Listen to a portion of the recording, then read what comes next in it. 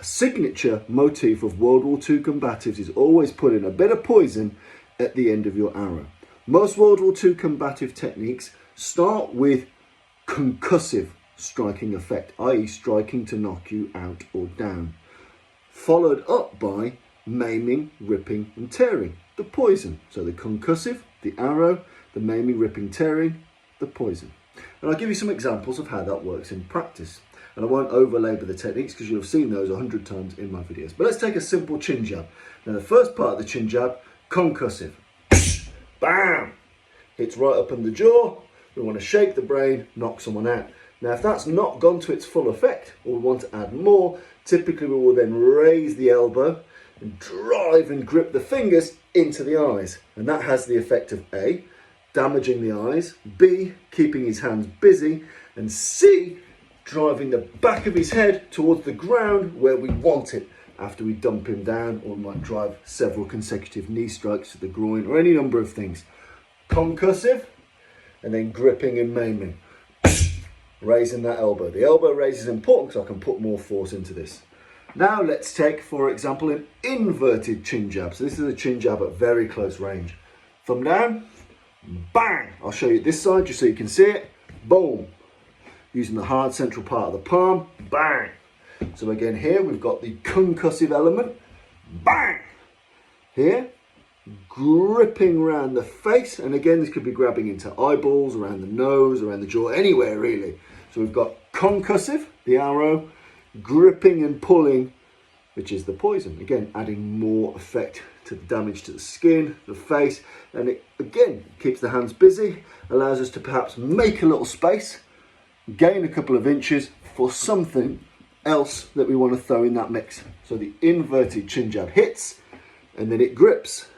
The normal chin jab hits and then it grips. Tiger's mouth shot or cradle hand blow or any number of names, but hitting with this bit, the web of the hand. Again, it hits. It's got to hit to have full effect because we want that crushing, crunching damage to the trachea. We want that damage here. It's got to hit and then we grip. And again, there are numerous methods for making this work, but essentially either gripping against the foreknuckle or the traditional. We hit, then we grip. And this might involve you collapsing range to follow up. It might involve you posting out into some kind of environment, or just keeping an index here to drive your knees in. But either way, you've got the arrow, bang, and the poison. The grip, the pull, the twist, the tearing, these all matter. We've got our traditional tiger claw shot. So tiger claw shot is the very epitome of this. Boom, boom, boom, boom, boom.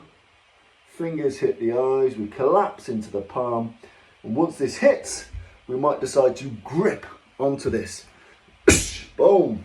We've got to make sure that we get all of the concussive energy out of this first. Bang, because if you can knock him out with it fast, marvellous, that's what you want. But if you can't, you can maintain that grip on the lumbar face. It's not going to last forever. It's only a milliseconds worth of work for you to reposition, re-angle, boom, hit somewhere else. So you might go concussive by itself, reposition, concussive and grip. Boom. And that grip, again, causes damage to the face, takes his hands' attention up high. All of his attention will be up high as he's trying to pull at those hands that are clawing at his face, allowing you to fulfill with other things that you might be inclined to do. So, thus far, chin jab, poison on the arrow. Inverted chin jab, poison on the arrow. Tiger's mouth or Weber hand shot, boom, poison on that arrow. And tiger claw shot, boom, boom, poison on that arrow. We are hitting and gripping, and this follows through to most of World War II combatives techniques. Double chin jab, drop your weight. Like I like to say, open the book, feed in the book, drop your weight, bang, it's concussive. It rocks the head back. Once all the energy's out of that and your hands are in these positions, you'd be very foolish to not make good of the fact of gripping and pulling using the thumbs on the eyes, around the ears, on the soft facial tissue. So again, the arrow, boom. The poison is the gripping, maiming, tearing, which again keeps his attention up top, allowing you to drive those knees in. Same can be said for the thunderclap or boxing the ears. So the 2 cupped hand slap, you'll have seen this before. Now I can hit and be done and follow through, or once I've got that on and the concussive energy is gone out of that shot, I can now use this to be pulling and twisting on ears, on facial muscles, on bits of hair. These kind of pulls, rags, they're not going to cause massive damage, but they cause pain, and pain often makes people move to some advantageous distance, allows us to do something else. So whether it's a double chin jab and grip, whether it's a boxing of the ears and grip, we've got some great options here.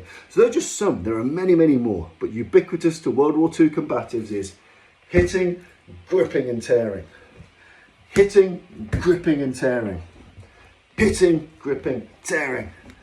Hitting, gripping and tearing. Because if you can't put them out with that first piece of concussion, odds are you'll be grappling very soon.